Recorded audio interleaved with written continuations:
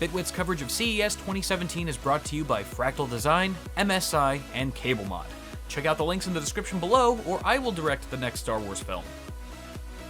All right, we're at the MSI booth now, taking a look at GUS, good old GUS. This takes the cake for my favorite product name at CES 2016 for an electronic component. It's GUS. It's just so wholesome and fun.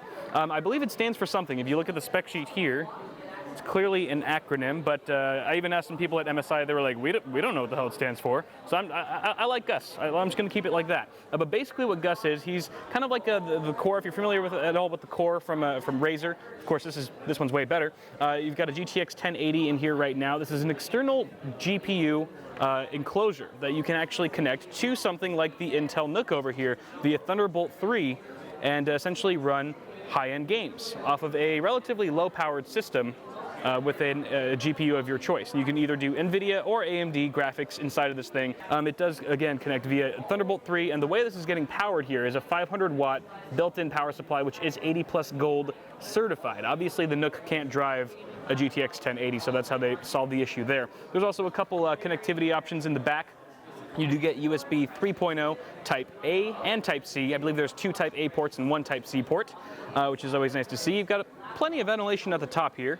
And it's just a kind of nice looking enclosure all around. You get a bit more at the front, USB 3.0 at the front as well. And I think MSI is saying that this is going to retail for around $500. That is a little bit on the steep side. However, it is going to be offset by a cheaper unit, a cheaper system that you'd have to buy. The Intel NUC is obviously not super pricey, so there's a bit of a give and take there. And I believe we're going to be seeing this anywhere between Q2 and Q3 of 2017. Thanks, GUS. You rock. All right, so now we're taking a look at MSI's Mystic Light app. This is an application I have not seen before, but as the name might suggest, this is all about RGB control, not just for your motherboard, but for a variety of components. You can see there's quite a selection here. What's actually really cool about this, apart from it being able to do, you know, the typical 16.8 million colors and having a variety of effects here. Actually, first off, let's take a look at that. Lighting effects, okay, that's just on and off, flashing. They've got quite a few effects here to choose from. You can also do some music selection and actually have it sync to the music that you want to play. Color wheel right there. What I was going to say is cool about this is that it's actually compatible with certain other third-party components. So we've actually got, if you look over to the system that it's connected to, that we're running off of, there's some HyperX DDR4 in this system. It's not an MSI product, it's not an MSI motherboard, but it's still able to connect and communicate with the software in order for you to pretty much change it to your heart's content. So we're going to go ahead and select green. Well, first off, we have to select HyperX DIMM DDR4, just like that. And then let's just change that to green, because green is awesome. I'm going to hit apply. And if we look over here, it immediately changes to that particular effect. All right, we are now faced with a wall of motherboards. Look at all these boards. We're gonna go through all of them. Maybe not every single one, but I'm gonna hit the main ones that are pretty cool. First of all, they've got them organized in these different groups, different tiers, if you will. We've got the Enthusiast Gaming Series, Performance. That says Arsenal. I know the light's super bright, and then the Pro Series, which is for professionals. So we're going to start with the Enthusiast Series, which is exactly what it sounds like for the hardcore gamers, like a lot of you guys are out there. So this is the Z270 X-Power Gaming Titanium. You guys are probably familiar with this board, at least the Z170 version, which is the one I used in the silver build a couple months ago for PC of the Month. Now, a couple nice additions to the Z270 model. Which is triple M.2 slots. You get 1, 2, 3, you can see right there. The one in the middle actually has a shroud with a thermal pad underneath for better dissipation of heat for a drive. I mean, sometimes M.2 drives, if you use them quite frequently or for long periods of time, can get pretty hot, so that should actually help cool things down a bit. We've also got an overclocking button here. I believe this was on the last generation as well, but if you look at the back, actually it's impossible to look at the back. They've got USB 3.1 Type C. That's Gen 2 actually, so none of that rebranded USB 3.1 stuff. This is pure Gen 2. You can see they're still keeping with the titanium theme. Everything looks really nice and shimmery and stuff. Why don't we go ahead and move on down to our next board, which is the Z270 Gaming M7. Now you guys might recognize this board from a recent video I did on the Kaby Lake launch. or Kaby Lake, tomato, tomato. But this is a really nice board. I've actually been enjoying it so far, working with it back at home. And some special things about this, other than RGB LED, of course, pretty much all over the board. You can turn these off if you so wish, because RGB LEDs aren't for everyone, of course. We've got an overclocking button at the bottom, just kind of like we saw with the titanium. There's also a USB 3.1 Gen 2 motherboard header right here.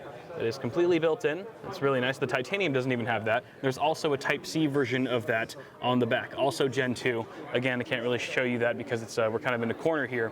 But overall, a very nice, clean aesthetic. We've also got 3 M.2s right here as well. So if you wanted to put in triple drives, you could also go into MSI's BIOS and do a RAID 0 setup with 3 of those drives for super fast storage.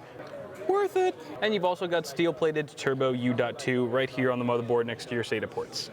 Fancy. And here we have the Performance Series. This is one notch down from the Enthusiast boards.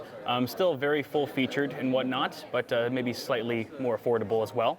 So right now we're looking at the Z270 Gaming Pro Carbon, and you can see why it's called that. There's plenty of carbon fiber accents, both on the chipset heatsink and the VRM heatsink and the rear I/O shield as well. It does also support, let's see, is it 3-way? Yeah, 3-way Crossfire and 2-way NVIDIA SLI, which is pretty nice to see. You also get 2 of those turbo M.2 slots right here with one of the shields.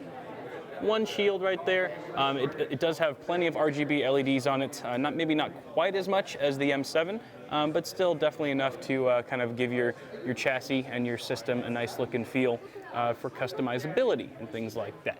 And look at this, the audio tracing. The audio tracing has RGB LEDs in it. That's pretty sweet.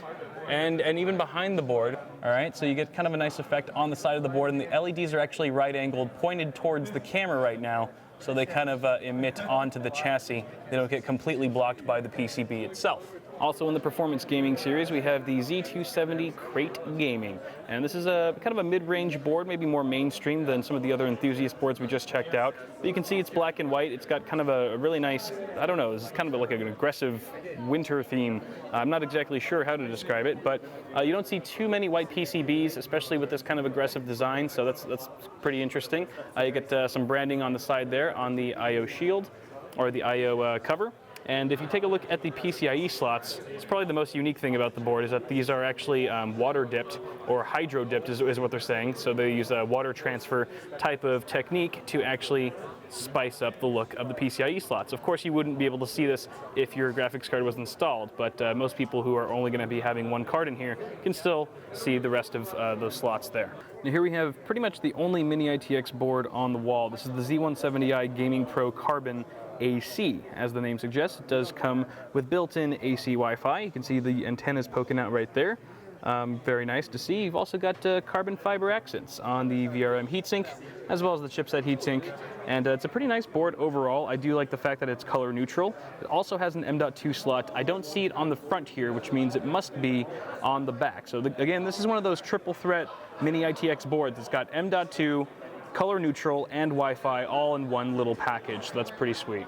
Switching gears to the Arsenal Gaming series. This is for more of the budget-oriented gamer who doesn't want to break the bank, but still wants a nice-looking board, and potentially for some overclocking. Right here we have the Z270 Tomahawk, which kind of has sort of a, I don't know, like an Amazonian theme, if that's a word. The heat sinks are pretty cool. I actually like them. They look a little bit more contemporary than, Transformer-ish. Also, you get this really like steel-plated chipset heatsink. I believe the MSI logo does illuminate RGB, and of course you can disable that if you so choose. And finally, in the Arsenal Gaming series, we have the B250M mortar. Again, no overclocking done here, but this is a micro ATX board that if you just wanted something simple that does the job, and you got a new Skylake CPU, preferably one that is not unlocked. That would be semi-pointless in a board like this, but it does kind of have a cool aesthetic. Again, going with that kind of like tank tracks. I think they were saying that like the PCB is supposed to look like a bunch of tank tracks just rolled over your board. Fortunately, that's not actually what's happened. Otherwise, the board probably wouldn't be too functional. We do have an M.2 slot, which is pretty impressive for a B250M board, or a B250 chipset board.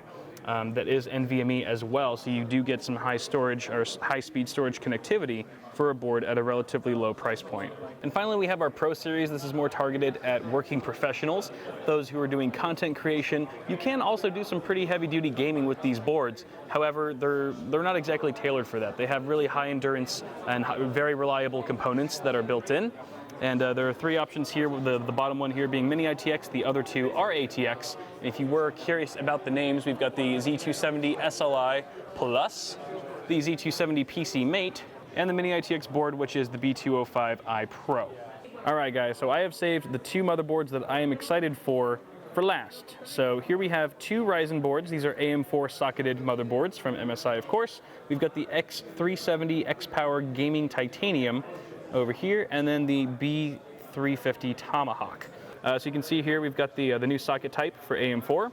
You are going to need a new cooler that is compatible with that socket, as old like AM3 Plus coolers and the like FM2, it is not going to work with this new board type. So you get two M.2 slots for fast storage and NVMe. Very good, nice to see. And you've also got USB 3.1 Type C, that is Gen 2 right there on the back of the motherboard. And then you've also got the onboard connector as well. Fancy that. Look at this little demo setup. Woo, this is a Z270. Got a 7700K in here, I believe. Pretty sexy on that titanium board as well. Triple rad. We're in the BIOS right now, and holy smokes, 5.2 gigs, yo. I asked someone at MSI how this was done, and apparently it's just 1 click of the Game Boost feature that they have in the BIOS, automatically took it to 5.2 gigahertz, and that's pretty damn sweet. I'm kind of bummed that my 7700K only goes to 4.9. It's stupid. It's not fair. All right, guys, that is going to conclude it for my coverage of MSI here at CES 2017. Thank you so much for tuning in. Be sure to subscribe for more stuff coming at you really soon from this event. Also, huge shout out to my sponsors for making this event possible. MSI, of course, Fractal Design, and CableMod. Be sure to check out their stuff in the description below. Have a good one, guys. I'll catch you in the next one.